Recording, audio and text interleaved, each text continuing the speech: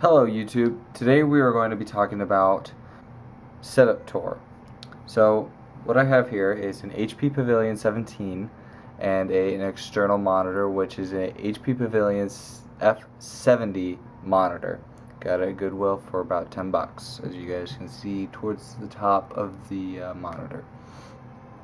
The reason I chose this monitor was for two reasons. One, it has a DVI and VGA input, and the fact it was cheap. I like the second monitor because I can edit the video and then I can preview it on two separate screens. It's a lot easier to find more detail and such.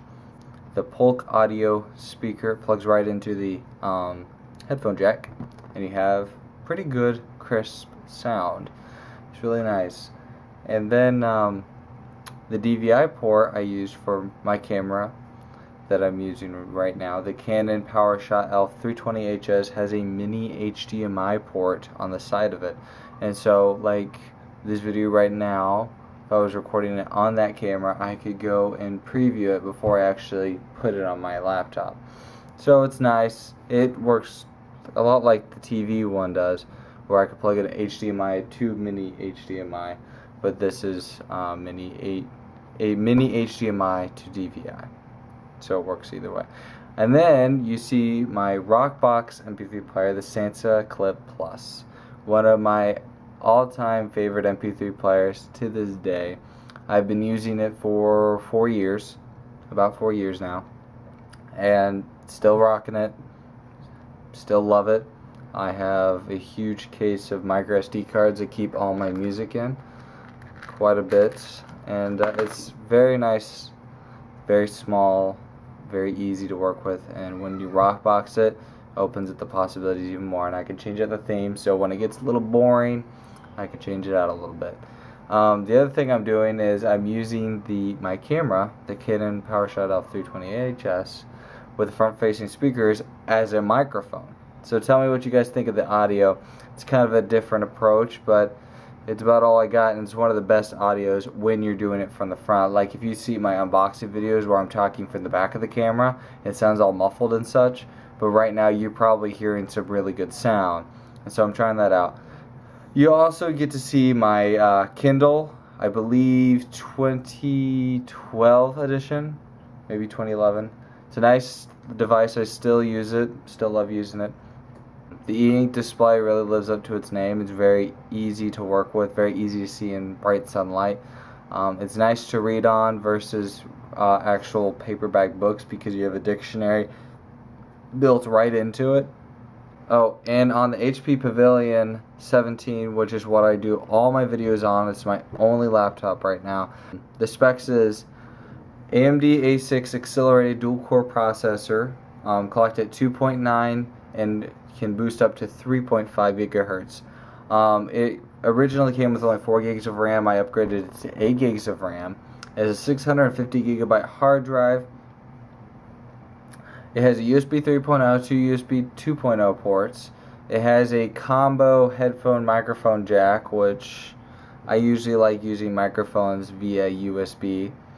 It has VGA, has HDMI. It has a SD card slot, and then it also has the power cord. It has the speakers up in the front, which is DTS Sound Plus speakers.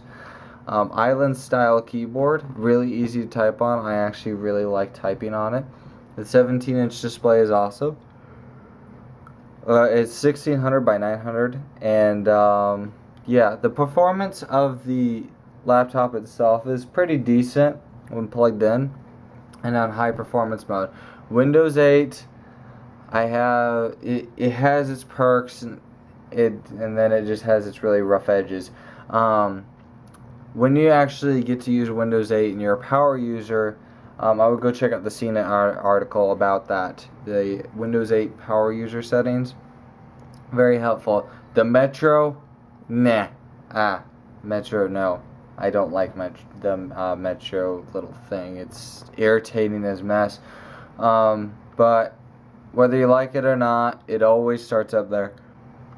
The other nice thing is when I'm doing like Adobe After Effects projects, and you have 8 gigabytes of RAM. it doesn't take very long to render. Now, not all programs take advantage of RAM, such as like Blender 3D, which we've done stuff with that. Takes forever to render, but it's also very complex animations. The computer is still usable, but because it does not take advantage of it, it takes a long time. This also has a dedicated 2 GB video card made by AMD. And supposedly the spec sheet said an HD webcam, but I really don't believe them. Because I'll send you guys some video of the webcam. I think they're lying. This doesn't look like HD, but we'll see. So I will make sure to comment, rate, and subscribe, and I'll see you guys in the next video. Hello, this is a HD video test. I do not believe this webcam is HD, but according to the spec sheet it is, so this is a test.